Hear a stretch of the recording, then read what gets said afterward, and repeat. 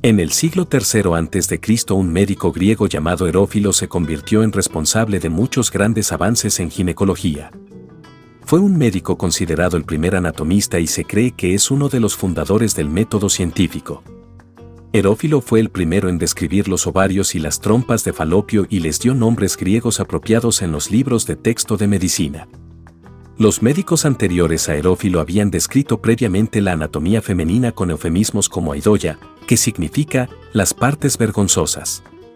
Además, Herófilo también escribió un tratado titulado sobre la obstetricia que, lamentablemente, se perdió en la destrucción de la Biblioteca de Alejandría. Esto estaba en marcado contraste con los estudios ginecológicos previos de Hipócrates, quien sugirió las relaciones sexuales heterosexuales y el matrimonio como panacea para cualquier enfermedad ginecológica que surgiera, y también creía que el útero de una mujer en realidad podía migrar por todo su cuerpo y causar estragos en otros órganos internos. Las enseñanzas hipocráticas se centraron en gran medida en la ginecología e Hipócrates incluso escribió un tratado titulado La naturaleza del niño donde explica que un bebé sale del útero cuando el suministro de alimento se ha agotado y luego se abre camino a golpes, de ahí el dolor del parto. Los textos antiguos también ayudan a arrojar luz sobre los conceptos y las teorías predominantes relacionadas con la salud de la mujer en la antigüedad. Textos y manuscritos antiguos incluso intentaron explicar un problema de salud de la mujer presente desde el principio de los tiempos, la menstruación. La menstruación en la antigua Grecia y Egipto. En la antigua Grecia, el sangrado menstrual de la mujer era considerado un evento cósmico, relacionado y conectado con la luna, los ciclos lunares y las mareas. La palabra menstruación está etimológicamente relacionada con luna. Los términos menstruación y mensis se derivan del latín mensis, mes, que a su vez se relaciona con el griego mene, luna. Se pensaba que las mujeres estaban en el apogeo de su poder espiritual y mental en este momento. De hecho, los rituales de muchas tradiciones de los antiguos egipcios implicaban la ingestión de sangre menstrual mezclada con vino tinto para aumentar el poder espiritual, y en la antigua Grecia, los festivales de primavera incluían esparcir sobre la tierra maíz mezclado con sangre menstrual para aumentar la fertilidad.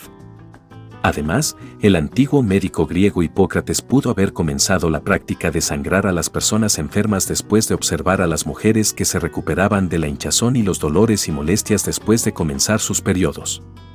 Otros tenían opiniones menos favorables de la menstruación. El filósofo griego Aristóteles vio a las mujeres como varones inacabados y consideró la sangre menstrual como una forma menor de semen. La menarquía generalmente comenzaba a los 14 años de la niña, según los textos médicos.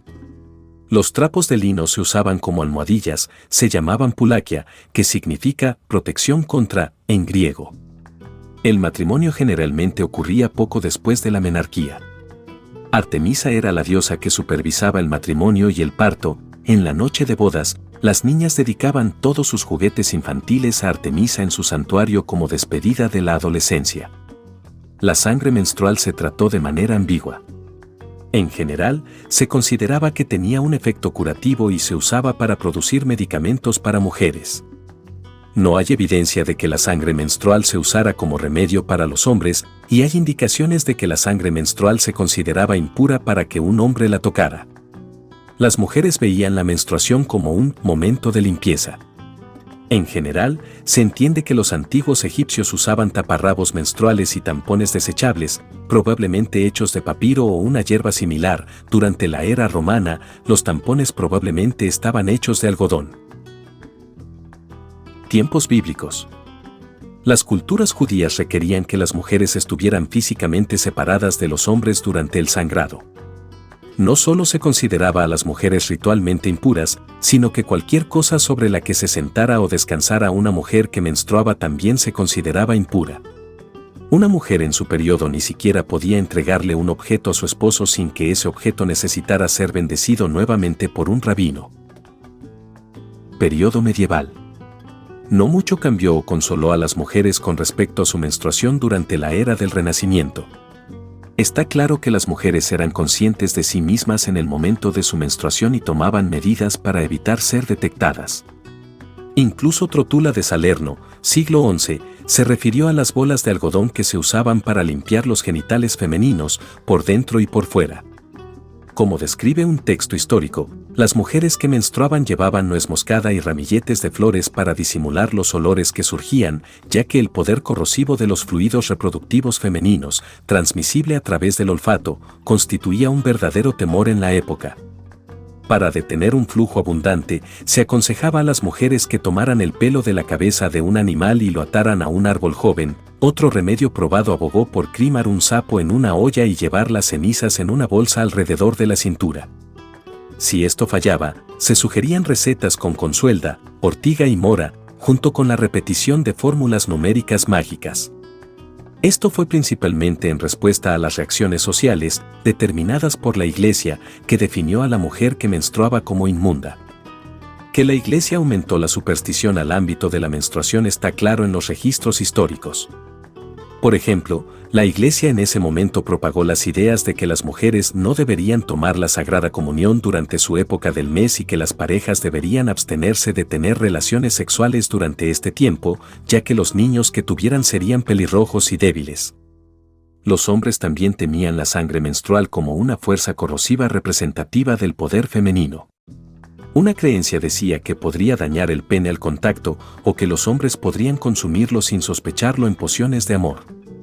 Tenía el poder de agriar el vino nuevo, hacer que la fruta cayera de los árboles, matar colmenas de abejas, dar rabia a los perros y hacer que los cultivos se volvieran estériles.